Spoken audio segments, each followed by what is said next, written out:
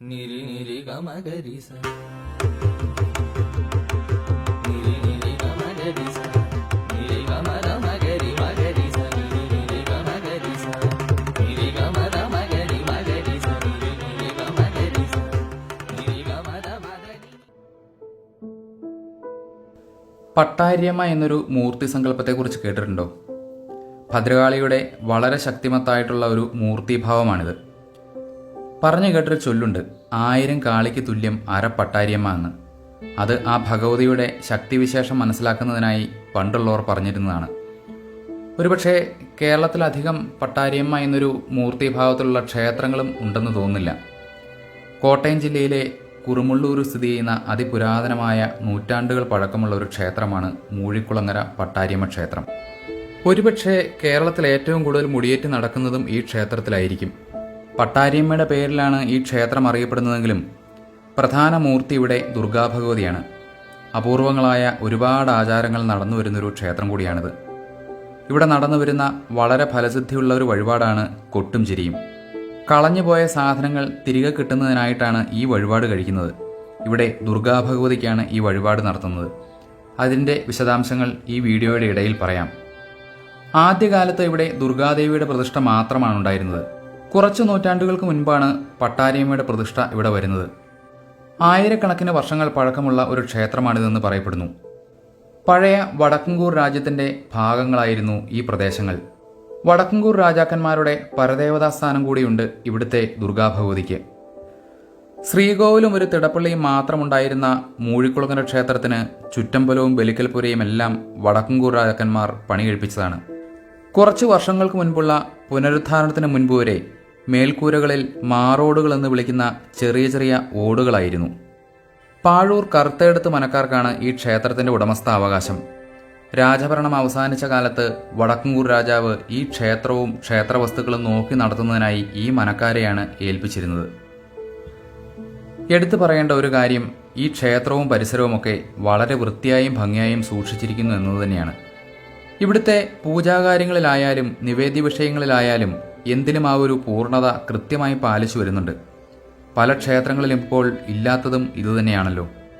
കൊടിമരത്തിന് മുൻപിലൂടെ നീളൻ ബലിക്കൽപുരയും വലിയമ്പലവും കടന്ന് അകത്തേക്ക് പ്രവേശിക്കാം. ശ്രീകോവിലിന് മുൻപിലായി ഒരു നമസ്കാര മണ്ഡപമുണ്ട്. ചതുര ശ്രീകോവിലാണ് ദുർഗാദേവിയെ പ്രതിഷ്ഠിച്ചിരിക്കുന്നത്. ചില ചുമർചിത്രങ്ങളും ശ്രീകോവിലിന്റെ ഭിത്തികളിൽ കാണാം. ആദ്യകാല പ്രതിഷ്ഠ നടക്കുന്നത് ആയിരക്കണക്കിന് വർഷങ്ങൾക്ക് മുൻപായിരുന്നു എന്നാണ് ക്ഷേത്ര ഐതിഹ്യങ്ങൾ സൂചിപ്പിക്കുന്നത്. ദുർഗാദേവിയുടെ ഒരു ശാന്തഭാവമാണിവിടെ. അകത്ത് ഉപദേവന്മാരായി ഗണപതി, ദക്ഷിണാമൂർത്തി, മഹാവിഷ്ണു എന്നീ മൂർത്തികളും ചുറ്റമ്പലത്തിന് പുറത്ത് തെക്കുകിഴക്ക് ഭാഗത്തായി പഞ്ചമൂർത്തികളുടെ പ്രതിഷ്ഠയും വടക്ക് കിഴക്ക് ഭാഗത്തായി തൃപ്പങ്ങോട്ടപ്പൻ്റെ പ്രതിഷ്ഠയുമുണ്ട്. വടക്ക് ഭാഗത്തെ കുളക്കരയിലായി സർപ്പങ്ങളെയും പ്രതിഷ്ഠിച്ചിരിക്കുന്നു. പട്ടാര്യമ്മയെ ഇവിടെ ഉപദേവത എന്ന് പറയാൻ പറ്റില്ല. പ്രധാന ക്ഷേത്രത്തിൻ്റെ തെക്ക് ഭാഗത്തായി ചുറ്റുമതിലോടുകൂടി ഒരു ചെറിയ ശ്രീകോവിലാണ് പട്ടാര്യമ്മയെ പ്രതിഷ്ഠിച്ചിരിക്കുന്നത്. പട്ടാര്യമ്മ എന്നാൽ യഥാർത്ഥത്തിൽ വട്ടകധാരിയമ്മ എന്നാണ്. നാട്ടുഭാഷയിൽ പറയുന്നതാണ് പട്ടാര്യമ്മ. ഭദ്രകാളിയുടെ ഏറ്റവും രൗദ്രമായ ഒരു ഭാവമാണിത്. ഭക്തജനങ്ങൾ ഭക്തിയോടെയും ഭയത്തോടെയും ക്ഷേത്രത്തിലെ പ്രധാന പ്രതിഷ്ഠയായ ദുർഗാദേവിക്കൊപ്പം തന്നെയാണ് പട്ടാര്യമ്മയെയും ആരാധിച്ചു വരുന്നത്. ദാരികനുമായുള്ള യുദ്ധത്തിൽ ദാരികന്റെ രക്തം ഭൂമിയിൽ പതിക്കാതിരിക്കുന്നതിനായിട്ടാണ് ഭഗവതി വേതാളത്തിന് മുകളിൽ കയറിയിരുന്ന് കയ്യിൽ വട്ടക ധരിച്ചുകൊണ്ട് യുദ്ധം ചെയ്തത്. ആ കഥയെല്ലാം മിക്കവർക്കും അറിയാവുന്നതുകൊണ്ട് ഇവിടെ പറയുന്നില്ല. ആ ഒരു ഭാവത്തിലുള്ള പ്രതിഷ്ഠയാണ് വട്ടകധാരിയമ്മ എന്ന പട്ടാരിയമ്മയുടെ ഭാവം. യുദ്ധം നടക്കുമ്പോഴുള്ള ഭദ്രകാളിയുടെ ദേഷ്യഭാവം എന്ന് തന്നെ അർത്ഥം. പട്ടാരിയമ്മയുടെ പ്രതിഷ്ഠ ഇവിടെ വന്നതിന് പുറകിലും ഒരു കഥയുണ്ട്. പണ്ട് രാജഭരണകാലത്ത് തിരുവിതാംകൂർ രാജാവിൻ്റെയും കായംകുളം രാജാവിൻ്റെയും ഒക്കെ രാജസഭകളിൽ ഈ കറുത്തേടത്ത് മനയിലെ പൂർവികർക്ക് ചില സ്ഥാനങ്ങളുണ്ടായിരുന്നു. ഇവിടുത്തെ പൂർവികർ കായംകുളം രാജാവിൻ്റെ സഭയിൽ പ്രധാന പങ്ക് വഹിച്ചിരുന്ന കാലത്താണ് പട്ടാര്യമ്മയുടെ ചരിത്രം തുടങ്ങുന്നത്. ആ കാലത്ത് കായംകുളം രാജാവിൻ്റെ അധീനതയിലായിരുന്നു ചവറയിലെ കൊറ്റംകുളങ്ങര പ്രദേശം. അക്കാലത്ത് ഇന്നത്തെ കൊറ്റംകുളങ്ങര ദേവീക്ഷേത്രം കൊറ്റംകുളങ്ങര വീരഭട്ടാരിയമ്മ ക്ഷേത്രം എന്നാണ് അറിയപ്പെട്ടിരുന്നത്. പണ്ട് ഇവിടെ മഹാദേവനും ദുർഗയും വീരഭട്ടാരി എന്ന ഭദ്രകാളിയും ചേർന്ന് 3 പ്രതിഷ്ഠകളാണ് ഉണ്ടായിരുന്നത്. താലം വഴിപാട് നടക്കുന്നത് ദുർഗാദേവിക്കാണ്. അതുപോലെ തൂക്കം മുതലായ വഴിപാടുകൾ രൗദ്രഭാവത്തിലുള്ള വീരഭട്ടാരിയമ്മയ്ക്കും. കൊറ്റംകുളങ്ങരയിലെ ഒരു പ്രത്യേകത എല്ലാവർക്കും അറിയാമല്ലോ. സ്ത്രീവേഷം കെട്ടിയ പുരുഷന്മാരാണ് ഇവിടെ താലമെടുക്കുന്നത്. വളരെ പ്രസിദ്ധമായ ഒരു ചടങ്ങാണിത്. അക്കാലത്തെ കൊറ്റംകുളങ്ങര ക്ഷേത്രത്തിൻ്റെ ഭരണച്ചുമതല കായംകുളം രാജാവ് ഏൽപ്പിച്ചിരുന്നത് ഈ കറുത്തേടത്ത് മനയിലെ ഒരു അംഗത്തെയായിരുന്നു. വീരഭട്ടാരിയമ്മയുടെ വലിയ ഭക്തനും താന്ത്രിക കർമ്മങ്ങളിൽ അഗാധ പാണ്ഡിത്യമുള്ള ആളുമായിരുന്നു അദ്ദേഹം. സ്വാഭാവികമായും സൽസ്വഭാവിയും കാര്യനിർവഹണശേഷിയുമുള്ള അദ്ദേഹത്തെ രാജാവ് ഈ ക്ഷേത്രഭരണം ഏൽപ്പിക്കുകയും ചെയ്തു. കാലങ്ങൾ കഴിഞ്ഞതോടെ ഇദ്ദേഹത്തിൻ്റെ ദേവി ഉപാസന അതിൻ്റെ ഉയർന്ന തലത്തിലേക്ക് എത്തിയതോടെ ഭഗവതിയുടെ ഒരു സാന്നിധ്യം എപ്പോഴും ഇദ്ദേഹത്തിൻ്റെ കൂടെ തന്നെ ഉണ്ടാവുന്ന ഒരവസ്ഥയിലേക്കെത്തി. കറുത്തേടൻ നമ്പൂതിരി എവിടെ പോയാലും ഭട്ടാരിയമ്മയും കൂടെ ഉണ്ടാവുമെന്നൊരു ചൊല്ല് നാട്ടുകാർക്കിടയിൽ അക്കാലത്തുണ്ടായിരുന്നു. ഇദ്ദേഹത്തിന് ഇടയ്ക്കിടെ ഒരു തീർത്ഥയാത്ര പോകുന്ന ഒരു സ്വഭാവമുണ്ടായിരുന്നു. ഉഗ്രമാന്ത്രികൻ കൂടിയായിരുന്ന കറുത്തേടൻ നമ്പൂതിരി അതീവ ശക്തിയുള്ള ഒരു ശ്രീചക്രം രാജ്യരക്ഷയ്ക്കും രാജ്യത്തിൻ്റെ ക്ഷേമ ഐശ്വര്യങ്ങൾക്കുമായി പൂജിച്ച് ഭട്ടാരിയമ്മയുടെ ശ്രീകോവിലിൽ സൂക്ഷിച്ചിട്ടുണ്ടായിരുന്നു. അക്കാലത്ത് തിരുവിതാംകൂറിൻ്റെ ആക്രമണം അടിക്കടി ഉണ്ടാവുന്ന ഒരു കാലമായിരുന്നു. കൊറ്റംകുളങ്ങര തിരുവിതാംകൂറിൻ്റെ അതിർത്തി പ്രദേശവുമായിരുന്നു.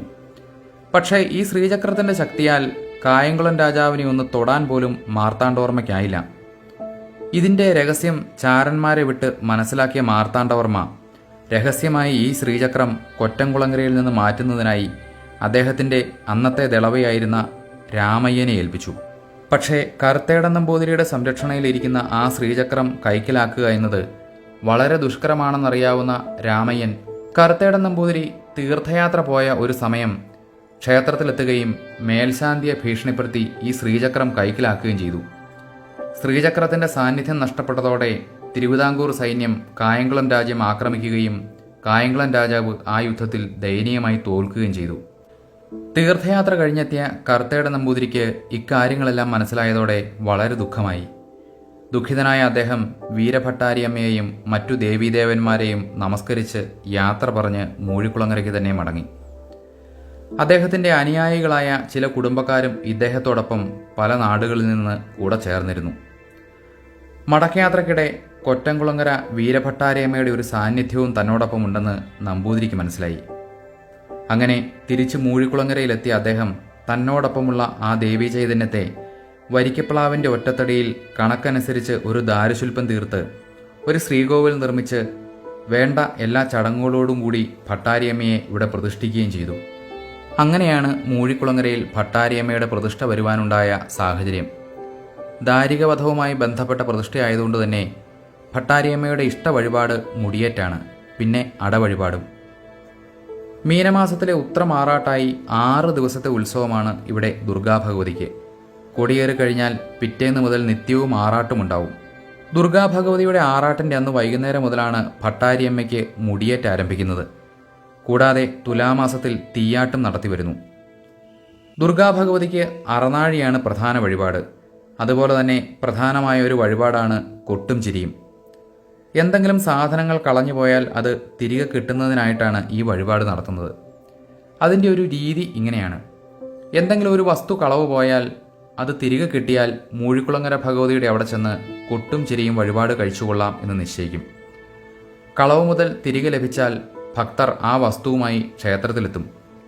ഇവിടെ പേരും നാളും പറഞ്ഞ് വഴിപാട് ഷീട്ടാക്കും. ദീപാരാധനയ്ക്ക് ശേഷം ഒരു ഓട്ടുരുളിയിൽ ഗുരുതി തയ്യാറാക്കി കൊണ്ടുവരികയും അത് കൊടിമരച്ചൂട്ടിൽ കൊണ്ടുവന്ന് വെച്ചതിന് ശേഷം നഷ്ടപ്പെട്ട സാധനം ആ ഉരുളിയിലിടും. പിന്നെ ഈ പാത്രത്തിന് ചുറ്റും 7 പച്ചപ്ലാവില കുമ്പിൾ കുത്തി അതിൽ എണ്ണയൊഴിച്ച് തിരി കത്തിച്ചു വയ്ക്കും. കൂടാതെ 7 കോൽത്തിരികളും കത്തിച്ച് കുത്തി നിർത്തും. കുടുംബത്തിലെ സ്ത്രീകളാണ് ഈ വഴിപാട് നടത്തേണ്ടത്. സ്ത്രീകൾ കളഞ്ഞു പോയത് തിരികെ കിട്ടിയെന്ന് പറഞ്ഞ് കൈകൊട്ടി ചിരിച്ചുകൊണ്ട് ഈ ഗുരുതിപാത്രത്തിന് ചുറ്റും 3 പ്രദക്ഷിണം വയ്ക്കുകയും 3ാമത്തെ പ്രദക്ഷിണത്തിന് ഈ ഗുരുതിപാത്രം ഇടംകാൽ മടമ്പുകൊണ്ട് തട്ടിമറിച്ച് പാത്രത്തിൽ നിന്നും ആ വസ്തു തിരികെ എടുക്കുകയും വേണം. ദേവിയുടെ അനുഗ്രഹത്താൽ കളഞ്ഞുപോയ സാധനം തിരിച്ചു കിട്ടി എന്നാണ് ഇതിൻ്റെ സങ്കല്പം.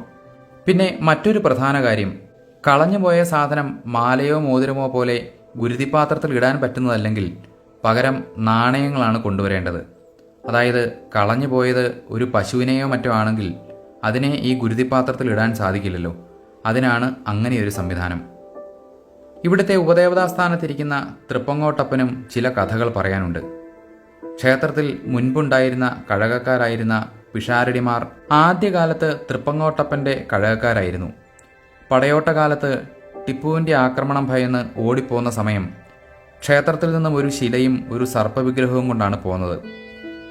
മൂഴിക്കുളങ്ങരയിലെത്തിയ ഇവർ ഈ വിഗ്രഹങ്ങൾ ക്ഷേത്രത്തിൽ വയ്ക്കുകയും പിന്നീട് ഇവിടെ തന്നെ പ്രതിഷ്ഠിക്കുകയുമായിരുന്നു എന്ന് പറയുന്നു. രാജഭരണകാലവുമായി ബന്ധപ്പെട്ട് ഒട്ടേറെ ചരിത്രങ്ങളും ഐതിഹ്യങ്ങളും പറയാനുള്ള ഒരു പ്രദേശം കൂടിയാണിത്. കോട്ടയം ജില്ലയിൽ ഓണന്തുരുത്ത് വില്ലേജിൽ കുറുമുള്ളൂർ കരയിലാണ് മൂഴിക്കുളങ്ങര ഭഗവതി ക്ഷേത്രം സ്ഥിതി ചെയ്യുന്നത്.